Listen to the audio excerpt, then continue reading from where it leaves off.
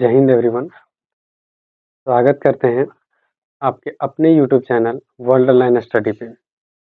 चलिए आज हम बीए सेमेस्टर थर्ड में जिनका जीई पेपर सोशियोलॉजी है उससे रिलेटेड इम्पोर्टेंट क्वेश्चन का डिस्कशन करते हैं। मेरा पहला क्वेश्चन है, समाज शास्त्र की परिभाषा दें तथा इसके विषय क्षेत्र की चर्चा करें। तो पहले हम समाज शास्त्र के बारे में समझते हैं, के बाद इसकी परिभाषा को हम देखेंगे। तो चलिए देखते हैं। तो अगस्त कोम्टे को समाजशास्त्र का जन्मदाता कहा जाता है। इनका विचार था कि जिस प्रकार भौतिक वस्तुओं का अध्ययन करने के लिए भौतिक शास्त्र, रासायनिक शास्त्र, जीव शास्त्र आदि विज्ञान हैं, ठीक उसी प्रकार सामाजिक जीवन का अध्ययन करने के लिए सामाजिक विज्ञान की आवश्यकता है। अगस्त कोम्टे ने इसे सबसे पहले सामाजिक शास्त्र को सामाजिक भौतिक शास्त्र का नाम दिया। बाद में इन्होंने ही 1838 में इनका नाम चेंज करके समाज शास्त्र रखे थे। चलिए अब हम समाज शास्त्र के अर्थ को समझते हैं। समाज शास्त्र का अर्थ हम देखेंगे। समाज शास्त्र शब्द लैटिन भाषा के सोशियस और ग्रीक भाषा लोग शब्द से मिलकर बना है, जिसका शाब्दिक अर्थ है समाज का विज्ञान या समाज का अध्ययन। चलिए अद्यापि विभिन्न समाजशास्त्रियों द्वारा इसकी व्याख्या संपूर्ण समाज का अध्ययन करने वाला, सामाजिक संबंधों का अध्ययन करने वाला विज्ञान, अतः संबंधों या सामाजिक समूहों का अध्ययन करने वाला विज्ञान के रूप में किया गया है। चलिए अब देखते हैं।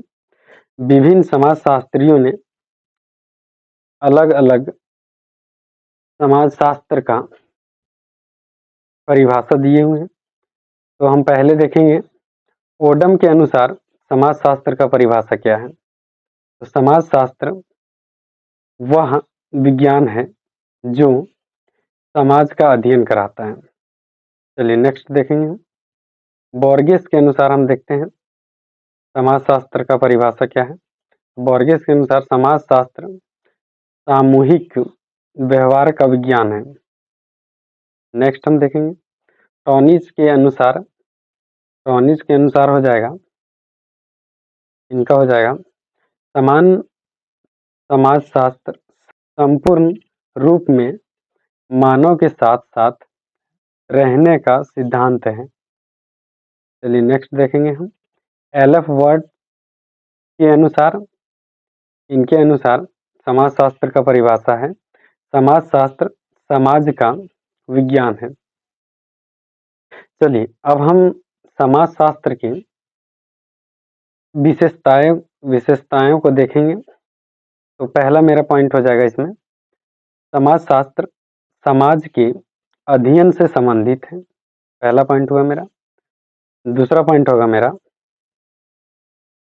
समाजशास्त्र मानव ज्ञान की वह शाखा है जिसमें सामाजिक क्रियाओं का अध्ययन किया जाता है। तीसरा पॉइंट देखेंगे हम। तीसरा पॉइंट है हमारा, समाजशास्त्र में सामाजिक क्रिया के कारणों और परिणामों के संबंध में जानकारी दी जाती है। चौथा पॉइंट है हमारा, समाजशास्त्र सामाजिक संबंधों का जाल है। 5वां पॉइंट है हमारा, सामाजिक शास्त्र में सामाजिक संबंधों का अध्ययन किया जाता है। 6ठा पॉइंट, समाज शास्त्र सामाजिक घटनाओं का शास्त्र है। चलिए नेक्स्ट पॉइंट को देखेंगे हम। सामाजिक शास्त्र के अध्ययन क्षेत्र सामाजिक समूह है। चलिए अब हम, मेरा क्वेश्चन में पूछा गया था कि समाज शास्त्र के विषय क्षेत्र पर चर्चा करें, तो उस क्वेश्चन को भी हम देखते हैं। समाज शास्त्र परिवर्तनशील समाज का अध्ययन कराता है, इसलिए समाज शास्त्र के अध्ययन की ना तो कोई सीमा निर्धारित की जा सकती है और ना ही इसके अध्ययन क्षेत्र का बिल्कुल स्पष्ट रूप से परिभाषित किया जा सकता है। क्षेत्र का तात्पर्य यह है कि यह विज्ञान कहाँ तक फैला हुआ है। अन्य शब्दों में हम क्षेत्र का अर्थ उन संभावित सीमाओं से है जिनके अंतर्गत किसी विषय या विज्ञान का अध्ययन किया जा सकता है। चलिए अब देखते हैं विषय क्षेत्र। विषय क्षेत्र क्या होता है? विषय क्षेत्र का तात्पर्य वे संभावित सीमाएं हैं जहां तक किसी विषय का अध्ययन संभव है। और विषय वस्तु का अगर हम देखते हैं तो वे निश्चित क्षेत्र, थोड़ा सा ही अंतर है दोनों में, विषय क्षेत्र और विषय वस्तु में थोड़ा सा अंतर है। वे निश्चित सीमाएं जिनके अंतर्गत अध्ययन किया जा सकता है। चलिए अब जो मेरा नेक्स्ट इंपॉर्टेंट क्वेश्चन है वो हो जाएगा कि संस्था से आप क्या समझते हैं। तो पहले हम इसके अर्थ को समझेंगे, संस्था से आप क्या समझते हैं। इसका अर्थ हो जाएगा मेरा, मानव के कुछ समान काम तथा कुछ विशेष काम होते हैं। समान काम की पूर्ति के लिए बनाए गए संगठन को समुदाय कहते हैं। ये पॉइंट को भी नोट करना है। दूसरा पॉइंट है मेरा, विशेष कामों की पूर्ति के लिए बनाए गए संगठन को समिति कहते हैं।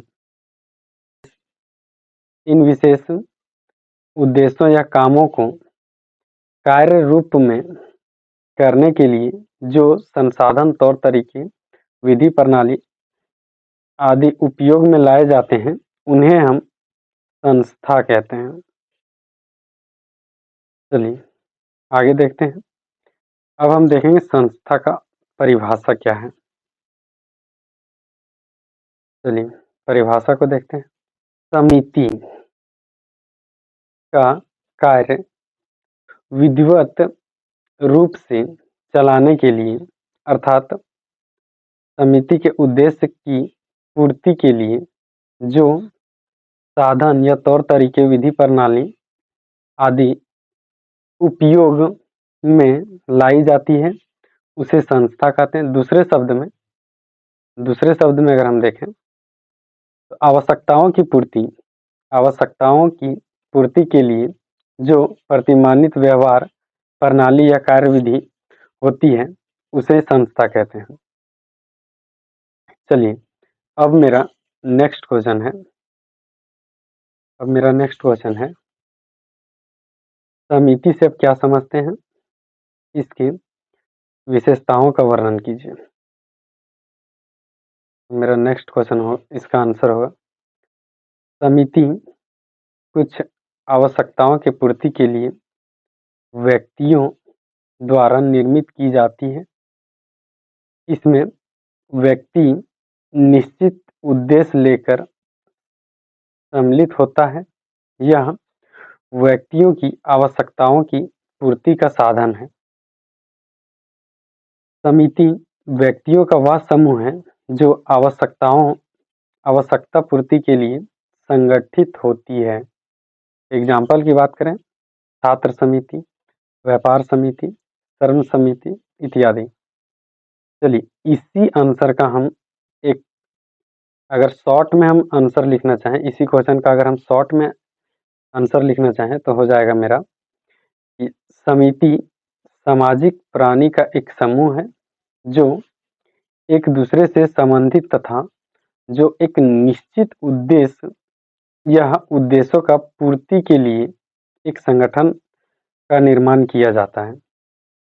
और अगर और भी छोटा आप इसका आंसर लिखना चाहते हैं तो हो जाएगा किसी विषय पर विचार के लिए बनाए गए लोगों के समूह समिति कहलाती है। चलिए अब इसकी हम विशेषताओं का चर्चा करते हैं। विशेषता हो जाएगा मेरा, पहले हम देखेंगे मानव समूह। समिति का निर्माण 2 या 2 से अधिक व्यक्तियों के समूह से होता है जिसका एक संगठन होता है। संगठन होने का आधार उद्देश्य यह उद्देश्यों का समानता है। चलिए अब देखते हैं दूसरे पॉइंट इसमें, निश्चित उद्देश्य। समिति के जन्म के लिए निश्चित उद्देश्य का होना आवश्यक है। यदि निश्चित उद्देश्य ना हो तो व्यक्ति उनकी पूर्ति के लिए तत्पर नहीं होंगे और ना ही समिति का जन्म होगा। चलिए अब हम नेक्स्ट क्वेश्चन को देखेंगे। ये भी मेरा क्वेश्चन इम्पोर्टेंट है। समाज से आप क्या समझते हैं, इसकी प्रमुख विशेषताओं का वर्णन कीजिए। तो मेरा आंसर होगा समाजशास्त्र समाज का विज्ञान है। तब समाजशास्त्र में समाज शब्द का प्रयोग होता है तो उसका अर्थ व्यक्तियों के समूह से ना होकर उनके बीच पाए जाने वाले संबंधों का व्याख्या से है। इस प्रकार समाज एक व्यवस्था है और इस व्यवस्था का निर्माण अनेक सामाजिक संबंधों के कारण होता है। अगर हम एग्जाम्पल का बात करें तो एग्जाम्पल हो जाएगा मेरा महिला समाज, शिक्षा समाज, ब्राह्मण समाज इत्यादि। चलिए हम इसके विशेषता को देखते हैं। भिन्नता के 2 रूप। समाज में भिन्नता के 2 रूप पाए जाते हैं। पहला हो जाएगा मेरा समानता और दूसरा होगा असमानता। चलिए समानता के पॉइंट को देखते हैं। समानता हो जाएगा समाज के निर्माण के लिए समानता एक आवश्यक तत्व है।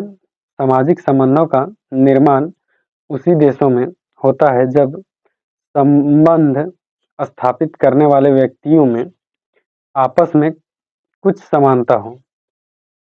दूसरे शब्द में हम देखें तो हो जाएगा समाज का अस्तित्व वहीं पर संभव है जहां एक प्रकार के प्राणी और एक ही प्रकार के विचार हों। चलिए असमानता में देखते हैं हम।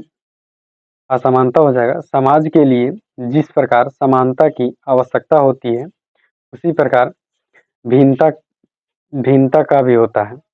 भिन्नता से अभिप्राय है रुचि में भिन्नता होना चाहिए, कार्य में भिन्नता तथा योग्यताओं में भिन्नता। और अदर में हम देखें तो शिशु रक्षा उदार पूर्ति के संबंध में एक तरह होते हैं, परंतु इसमें से प्रत्येक व्यक्ति अपने उद्देश्य को पूरा करने के लिए भिन्न भिन्न साधनों, विधि तथा मार्गों को अपनाते हैं। चलिए नेक्स्ट क्वेश्चन को देखते हैं। नेक्स्ट क्वेश्चन है हमारा, समुदाय से आप क्या समझते हैं।